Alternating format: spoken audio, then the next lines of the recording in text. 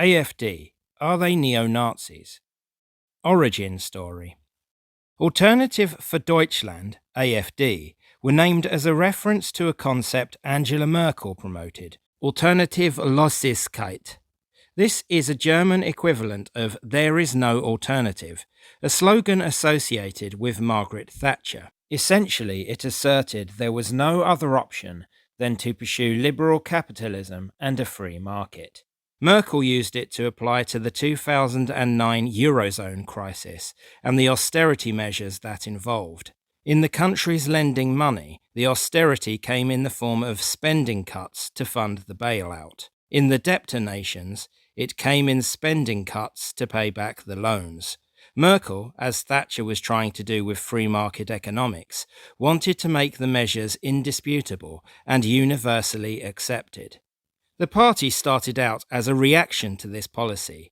As the Greek economy plunged into crisis on March 28, 2010, Merkel vowed not to do a bailout, but that same day she U-turned.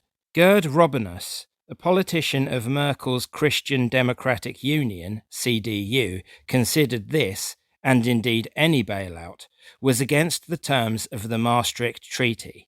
He believed Germany should not try and save the euro, should drop the dysfunctional currency and focus on Germany's domestic issues, rather than spending vast amounts of money on Greece. This was an isolationist centre-right position, although of course many people opposed the terms of the bailout on left-wing grounds, given that Germany took advantage and imposed austerity. Robinus withdrew his support for the CDU, then angrily watched the policy unfold for 2 years, before forming the Electoral Alternative 2013, with Bernd Luke, an economist, Alexander Goland, a publisher, and Konrad Adam, a journalist. They were not a proper party able to stand in federal elections, but were a single-issue platform opposing the bailout. An article from The Times states, they summarized their goals in 3 points. Firstly, with the Maastricht Treaty, Germany should no longer be responsible for the debts of foreign states. Secondly, they insist on abandoning the single euro currency area. All states should be free to leave the euro. And thirdly, they demand that cession of essential sovereign rights of the Federal Republic of Germany requires a prior referendum. Robinus believed the new European Stability Mechanism, created to address future crises, threatened to create a financial dictatorship in Europe, because its board could not be prosecuted for its conduct. Electoral Alternative attached itself to the Free Voters Party, contesting some local elections in alliance with them. Then in 2013, AfD was formed, and the businesswoman Frauke Petry became involved, among other figures. For the first years, it remained as basically a Eurosceptic party. It didn't seek full secession from the EU like UKIP did in Britain, but radical reform of the bloc, including scrapping the euro as Robinus had suggested. In 2014, Bernd Luke was elected leader. At the start, the British Conservative Party were putting feelers out to form an alliance in the European Parliament, which shows AfD had some mainstream approval at that stage. AfD develops, controversy grows. Any mainstream approval would wane, however, when Luke lost a leadership election in 2015 to Frauke Petry. Petry and her supporters wanted to focus on more than the EU and discuss issues such as immigration and Islam. Luke denounced this direction, saying it was turning into the Pegida Party. This was a reference to an anti-Islam street movement, similar to the English Defence League in the UK. Just like the EDL, it was labelled by critics as a racist or a fascist group. Incidentally, when the EDL folded, Tommy Robinson did try to start up a Pegida UK in 2016. The AfD has some figures who support Pegida and other alleged links to the organisation. Luke is also quoted as saying of AfD, "We have created a monster." Luke left the party and took 4 MEPs with him, one of which said AfD was going to become NPD in sheep's clothing, referring to the apparently neo-Nazi party National Democratic Party. Also in 2015, the Erfurter Resolution was signed by elements of AfD. It proclaimed AfD was becoming an establishment technocratic party and was alienating its natural supporters by becoming too timid and politically correct. From the resolution, Der Flügel, the wing, was formed. This was a pressure group formed to push AfD towards the right and into what is considered a more ethno-nationalist or Völkisch position, as it is known in German. It also made what was interpreted as a thinly veiled demand for AfD to embrace Pegida. It was set up by Bjorn Hock, who is its current leader, as well as an AfD MP in the Thuringia State Parliament. The other founder was Andreas Kaubitz, who was a Brandenburg State MP and the AfD leader in the Brandenburg Parliament. He was fired as leader and later thrown out of AfD in 2020 for being associated with an allegedly neo-Nazi group. In 2007, Kaubitz had attended a weekend hosted by Heimatren Deutschen Jugend, German youth loyal to their homeland. He was also allegedly found on its membership list.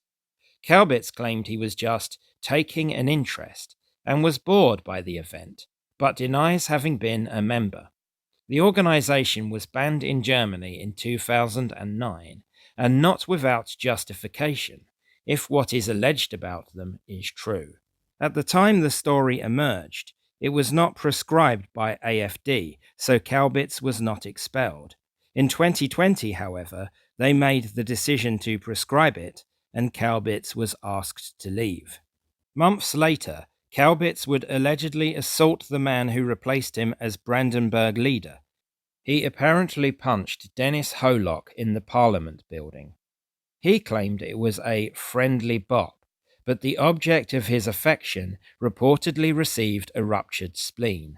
He has also apparently addressed the rally of a fascist organization in Greece, along with 14 other Germans purported to be neo-Nazis. It does sound like Kaubitz is a dodgy character AfD were correct to kick out. He also had addressed Pegida rallies, so is clearly the type of AfD member Bernd Luke was referring to when he left.